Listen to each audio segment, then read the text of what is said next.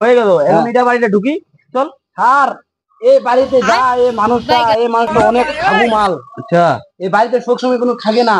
চল আজকে ঢুকে দেখি কি হয়। চলো ইন্টারভিউটা করে যাচ্ছি। এই ইন্টারভিউ করে দেবো আজকে।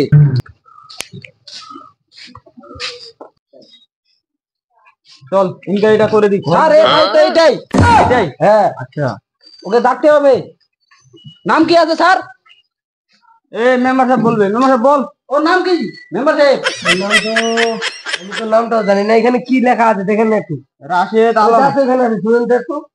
ও আচ্ছা দাদা এখানে আসো তো একটু। আপনার তোমাদের নামে একটা আইডি খোলা হয়েছে। আপনার ঘর আছে যে ঘর?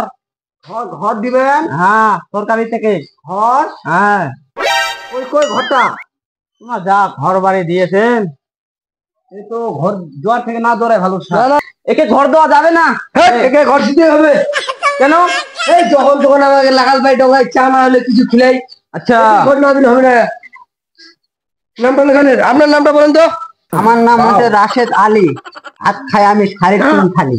আচ্ছা বাবরে 3.5 থালি ভাত খাই। ও মারাত্মক তো সিনটা হইলো।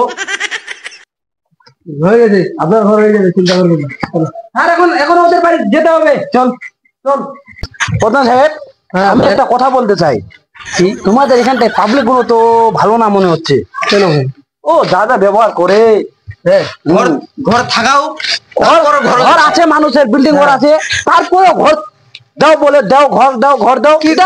কেমন কথা বলো তো? কিছু করার নাই, দিতেই হচ্ছে। আচ্ছা তাহলে ভোট দেবে না কি করবা? ও ঠিক আছে ঠিক আছে প্রধান সাহেব কালকে আসতে হবে। আজকে আমি গেলাম তাহলে। হ্যাঁ ঠিক আছে কালকে আসবো আবার। যাই নিয়ে আসি। ফকরুদ্দিন ভাই। হ্যাঁ কি ভাই? ভাই দেখো তোক দে ঘরটা দিনু দে, টাকা দে 20,000 দিব। 20,000 দিবা লাগবে। 1.5 লাখ টাকা ঢুকবে। ঘর ঘর হবে মুই শুনা ভরসা করিস। আচ্ছা ঠিক আছে দে 20,000 টাকা না। ঘরটা দুবো না আগত 20,000 দিবা হবে। তারপরে ঘরটা না ঢুকলে আমি তেমনই 20,000 নাইলে কাম কেন হবে না দিবা।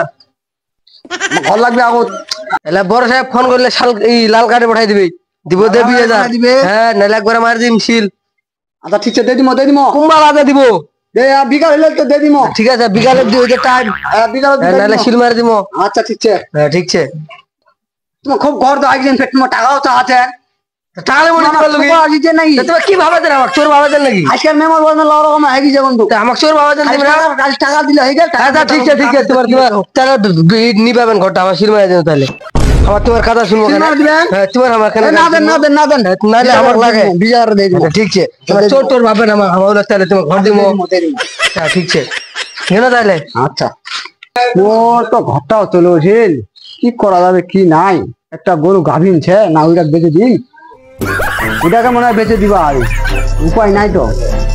এটা 14,000 হবে। একটা ছাগল ভর্তিছে, ওটা বেঁচে দিবা কি করবা?